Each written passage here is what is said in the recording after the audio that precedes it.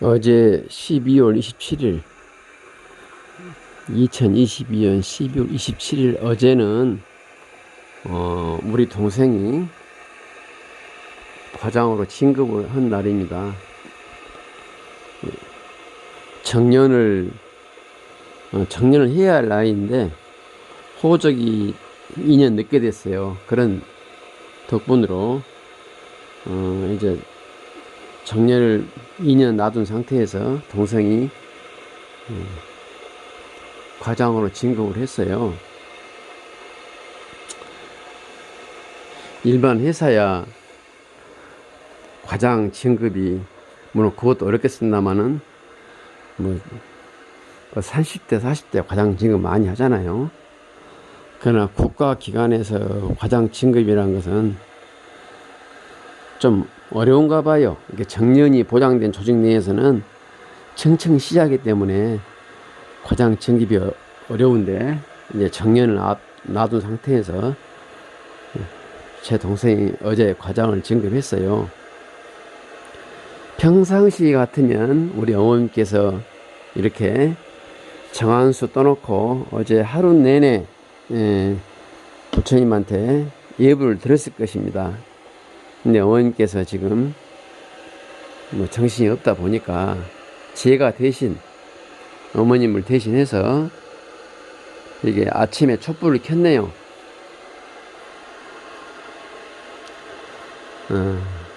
종교가 없는 분들도 이렇게 정한수 떠놓고 촛불을 켜놓으면 뭔가 집중을 하고 마음이 숙연해지는 그런 분위기를 느낍니다. 저는 어머님 대신해서 나무아비 타불을 이렇게 묵상을 했죠.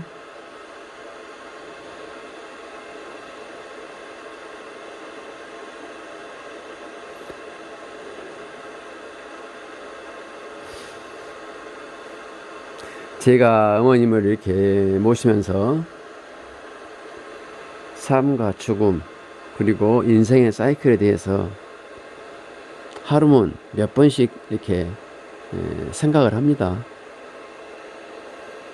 그리고 인간의 주변에 널려진 여러 가지 사물과 관계에 대해서도 많은 생각을 합니다. 사람은 언젠가는 죽을 수밖에 없다는 이 절대적인 진리 앞에서 어떻게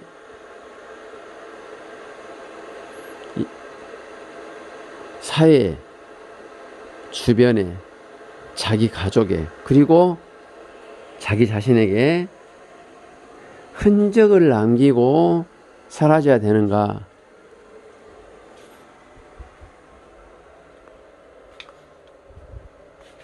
많은 생각을 합니다.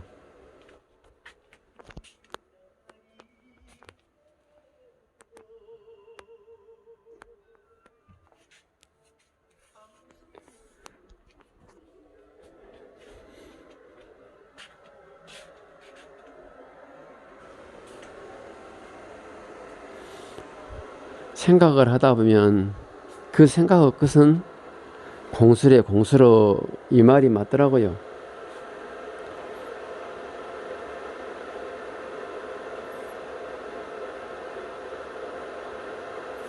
공수래 공수를 알면서도 막상 고개 들어 앞을 쳐다보면 수많은 욕심에 따르는 번뇌와 고민, 거기에 따른 스트레스가 또 엄습해 옵니다.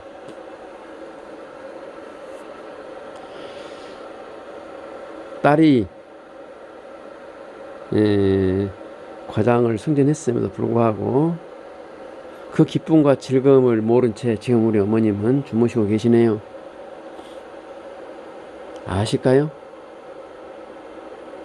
저는 어제 문득 이런 질문을 해봤습니다. 제가 어제 딸이 승진했습니다. 이렇게 어머님한테 보고를 드렸죠. 어머님은 한참 계시다가 울먹거리시더라고요.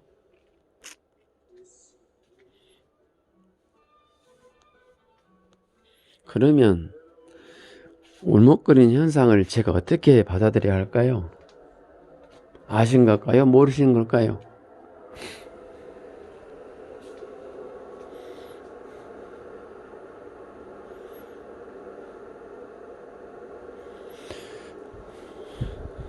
오늘 아침에 6시경에 어머님께서 혼자 중얼거리세요. 주무시면서. 주무셨는지 깨셨는지 모르겠어요. 뭐라고 중얼거리냐? 뭘 먹어야 죽을까? 뭘 먹어야 죽을까?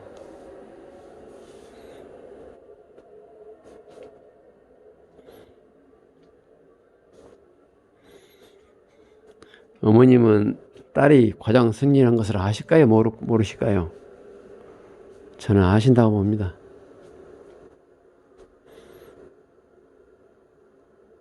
저는 어머님의 어떤 그 언행을 이렇게 쭉, 마치 영화 스크린처럼 3년간의 스크린을 싹 당기면서 보지 않습니까? 그 테이블. 어머님 알고 계세요. 또 지금 저한테 각별히 존칭을 쓰고 선생님 합니다마는 제가 아들인지도 아세요.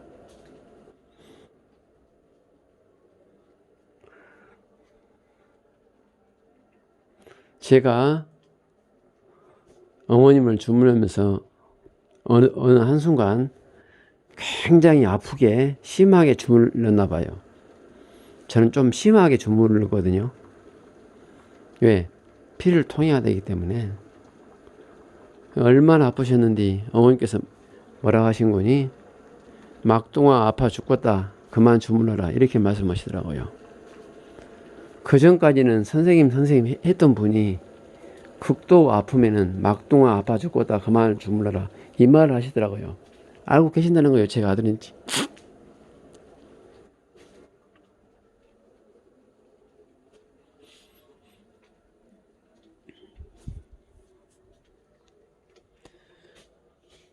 그리고 자꾸 여기가 집인지 요양병원인지 어디 시설인지 모르시는 것 같아도 집인지도 알고 계십니다.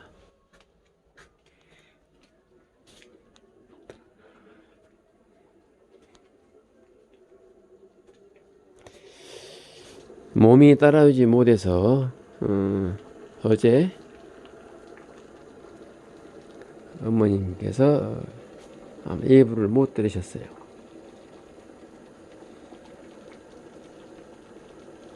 그래서 제가 아침에 준비를 해봤습니다.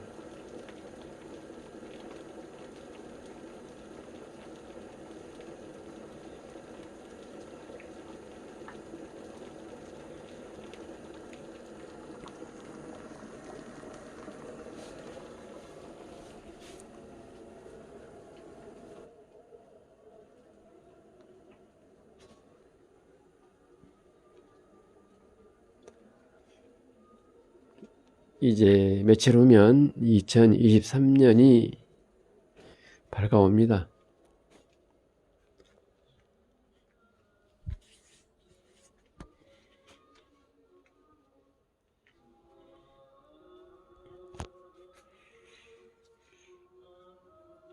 제가 앞으로 얼마나 더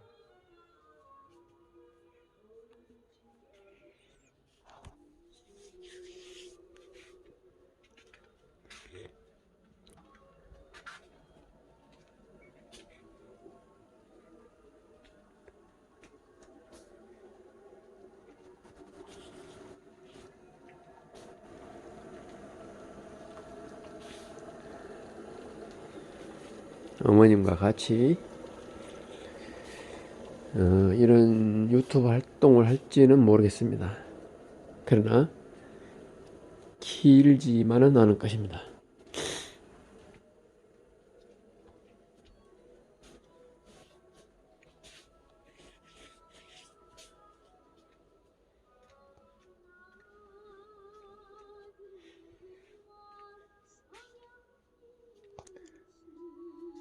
제가 어머님 저 주무시는 모습을 어머님 몸이 따뜻한 그런 상태에서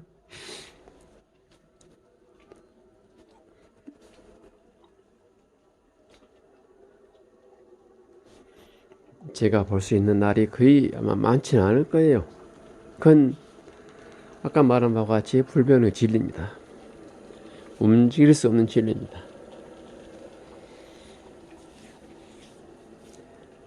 그때는 제가 아마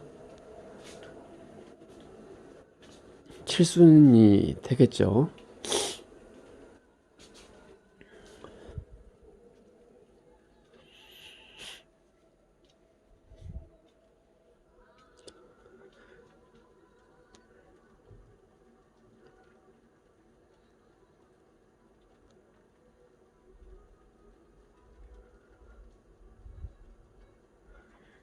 인생의 가을에 아마 접어들겠죠.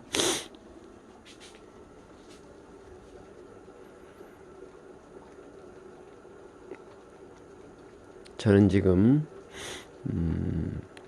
자식 셋 중에 둘을 출가 보냈어요. 결혼시키고 아마 어머님 돌아가실 때 되면 그 나머지 한 명도 저로부터 떨어져 나갈 것입니다. 혼자서 인생의 가을을 맛보겠죠.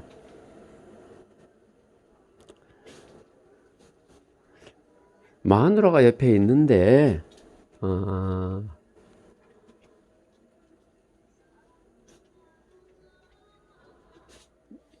육체적으로는 항상 옆에 있죠, 마누라가. 그러나 정신적으로 같이 인생의 가을과 겨울을 맞이한다면 그 부부는 행복한 부부라고 저는 생각을 해요. 저는 그런 부부를 제 또래에서는 본 적이 없어요. 솔직히 고백하건대. 그러나 이렇게 언론이나 이렇게 사회를 통해서 가끔 보곤 합니다. 형제간도 사실상 정신적으로 같이 합치기 어려운데 부부야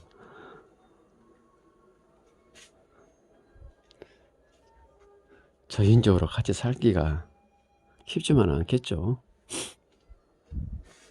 그래서 어느 일정 부분은 할애를 해야 됩니다.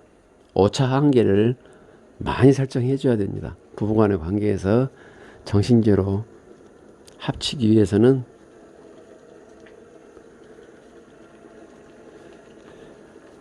오차 한계를 많이 둬서 이 오차값 내에만 들으면 남편과 마누라는 서로 동일하다, 정신적으로 맞다, 이렇게 해야지. 오차값이 없다면 항상 빗나가고 트러블이 생기고 그럽니다. 근본을 훼손하지 않는다면 부부간에는 맞다고 해야 할 것 같아요. 여기서 말하는 근본이라는 것은 서로가 자기 부부라는 것을 인식해 주는 것.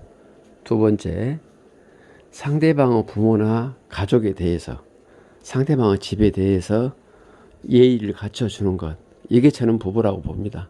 이게 기본이에요. 그 다음에 자식에 대한 관계는 그건 본능의 부분에 해당되기 때문에 그건 제가 뺐습니다.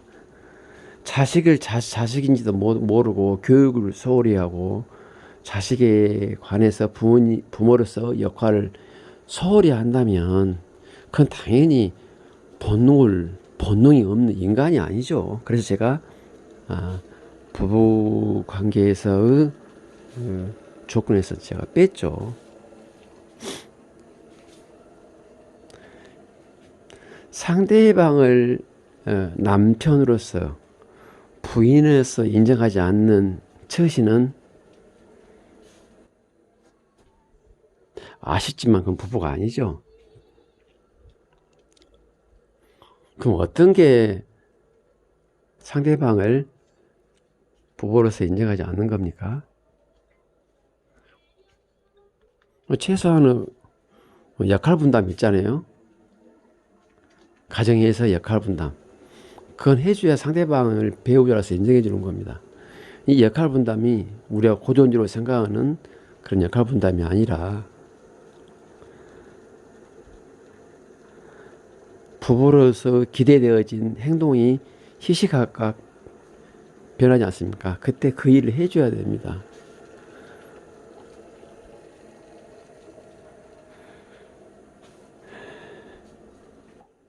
그리고 상대방의 집이나 상대방의 가정에 대해서 이렇게 험담해서는 안 됩니다. 부부가 되려면 오히려 더 보듬어주고 안타까워해주고 같이 일을 처리하려고 해줘야겠죠.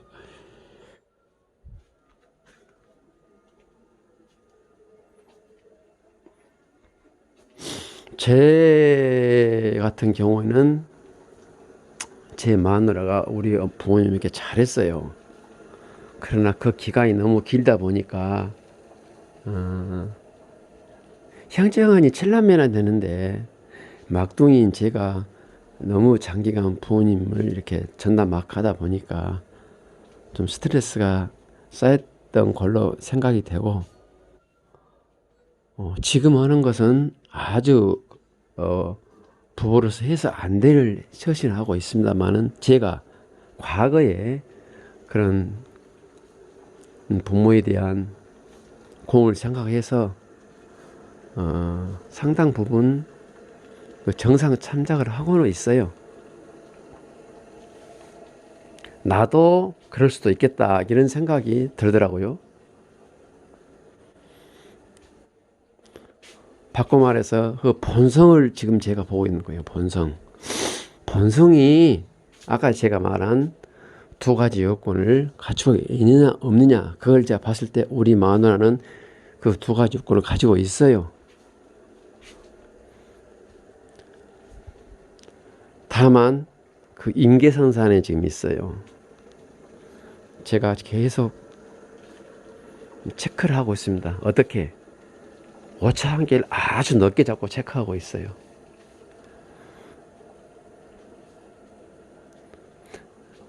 이 우주에서 남녀가 만나서 결혼을 했어요. 그리고 자식을 낳고 키웁니다.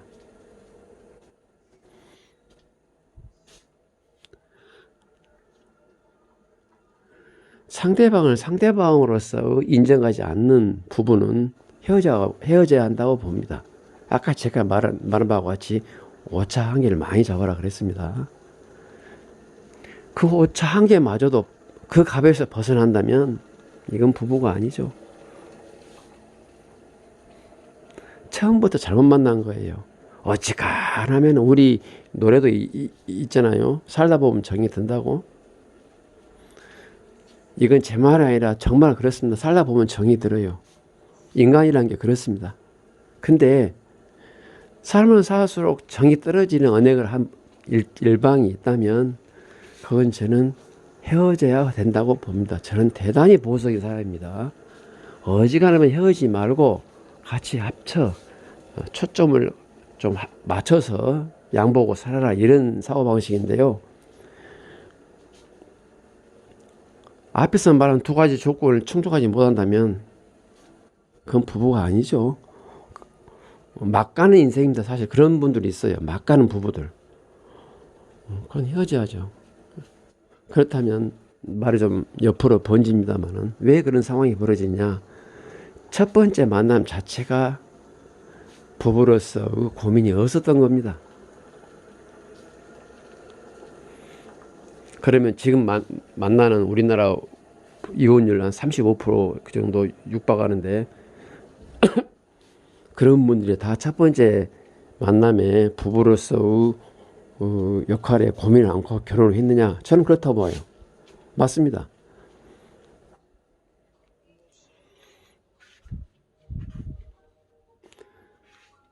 부부란 것이 남녀 육체와 영혼의 결합이지만 사실상 한 문화와 문화의 충돌 아니겠습니까?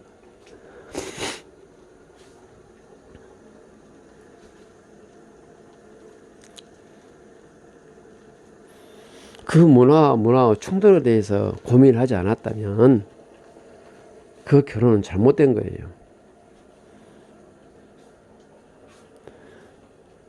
내가 말이 문화지 결국은 남녀가 만나면 한 가족과 한 가족과 개체가 만납니다. 우리가 지금 너무 극도 배금주의, 개인주의가 팽배하다 보니까 개인과 개인을 만남이라고 보는데 절대 그렇지 않아요. 문화와 문화의 충돌입니다. 한 가정과 한 가정은 만남이에요. 그게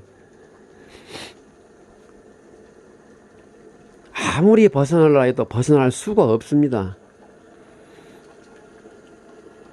외동딸 혹은 외동아들이라 해도 그 단둘이 결혼한 것이 아닙니다. 그 가정과 가정이 만나는 거예요. 극단적 예를 들어 두 과의 남녀가 만나도 그것도 문화의 충돌입니다.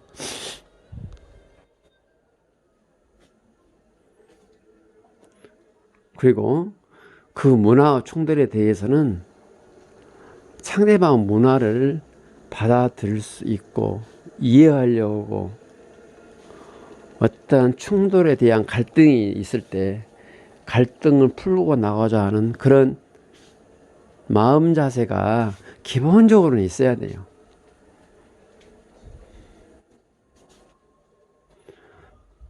몇 번 만나고 결혼한다.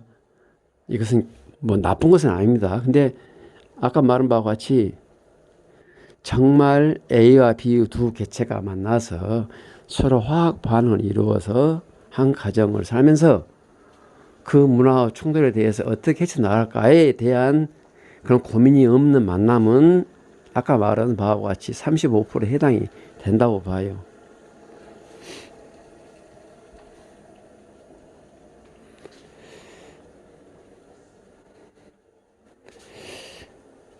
우리가 지금 30%, 35% 이걸 갖다 쉽게 받아들이는데요. 엄청난 수치입니다. 천문학적 수치예요.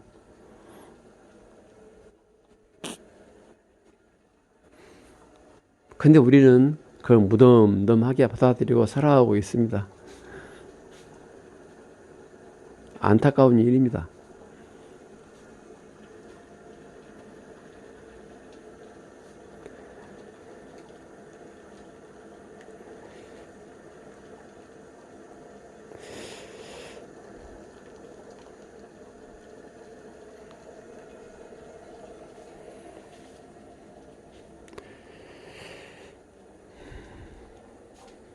제가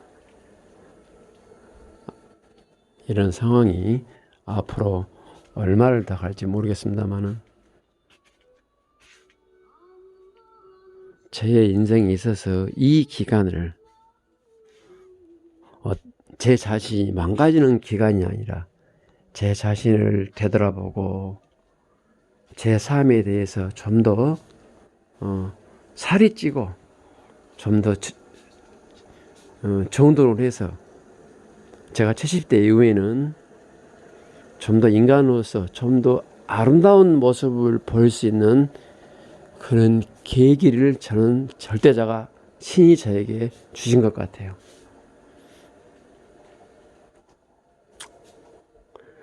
제가 70부터 아마 건강이 허락되면 85까지 그렇게 경제 활동을 하려고 계획 중에 있습니다. 요즘은 100세 인생이란 그런 말도 있듯이 주변에서 보면 80대에도 경제 활동 하시는 분들이 꽤 있어요.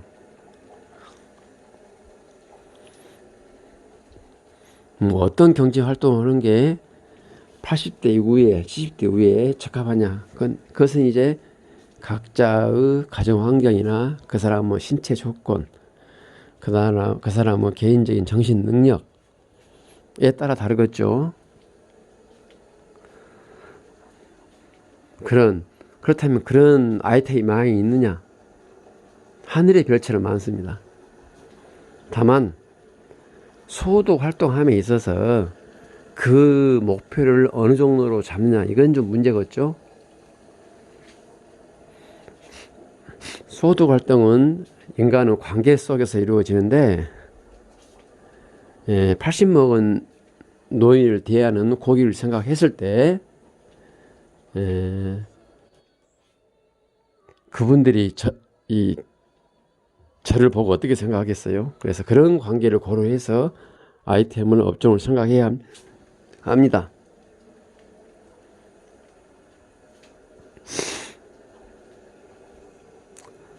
지금 기간은 저는 그런 아이템을 발굴하고 준비하는 기간이에요.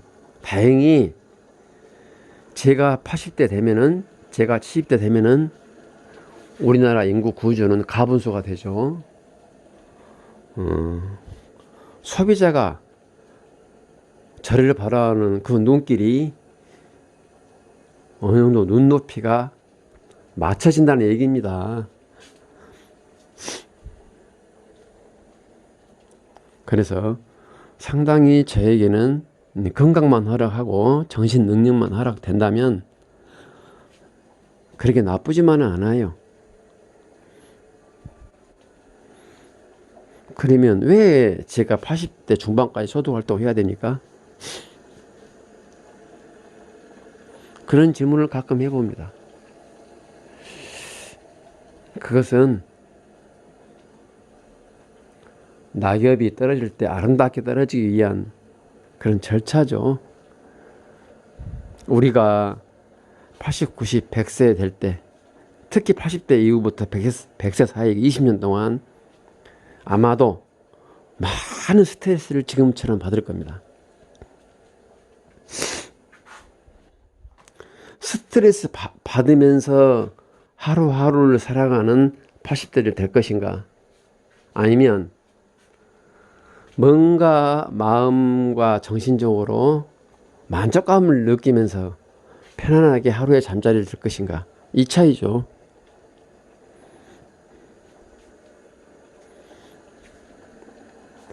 통장에 100억이 있는 사람과 통장에 몇백만 있는 사람과 누가 더 행복할까요? 저는 과감히 단정할 수 있습니다.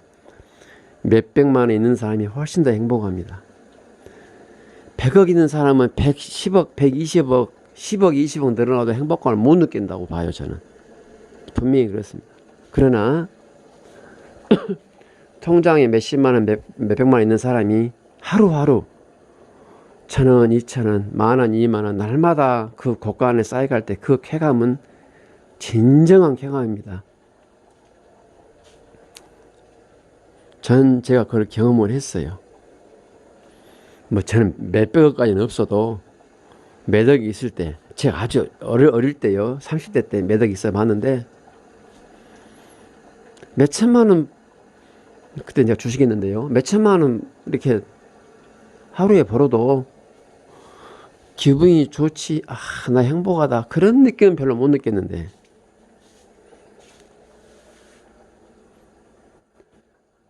통장에 몇십만 원 있는데 만원, 2만원 쌓이고 또 내일도 얼마 쌓인다, 이렇게 생각할 때는 너무너무 행복하더라고요. 지금 제가 제 통장에 몇십만 원 있어요. 행복합니다. 진짜 행복합니다.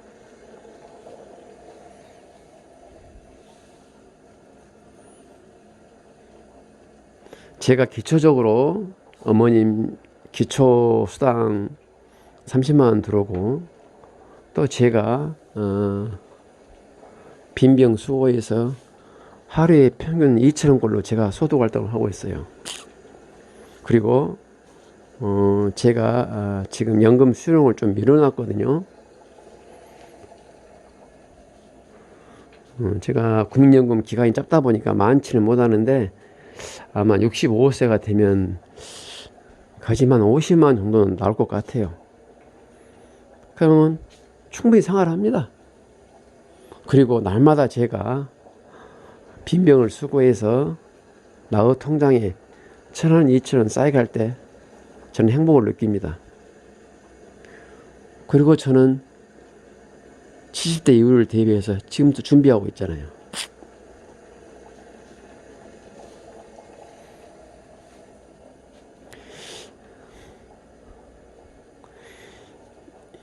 제가 이런 말을 하면 혹시라도 현장감을 모르고 그 말 뜻을 좀 쉽게 생각하는 분들이 계실지 모르겠습니다만은, 통장에 10,000원, 20,000원 쌓아갈 때 그 기쁨이라는 것은 말할 수가 없어요. 해보신 분은 알아요. 저도 어디 가서 술값 몇십만원, 몇백만원 주고 살아본 사람입니다만은, 이런 제가 내 통장에 몇천원, 몇만원 쌓일 때 그 기쁨을 말한다니까 조금 이해가 안 되고 그러신 분들 계실 겁니다만은, 정말 그렇습니다. 열심히 노력해서 하나 쌓여갈 때 그 기쁘더라고요.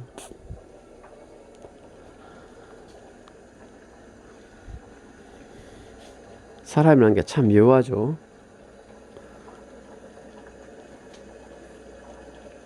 가족여행 하시는 분들, 오늘도 이렇게 조그만 촛불을 켜놓고 자기 마음을 정돈하면서 인생 후반전을 멋지게 살기 위해서 생각하는 시간이 되셨으면 좋겠습니다. 감사합니다.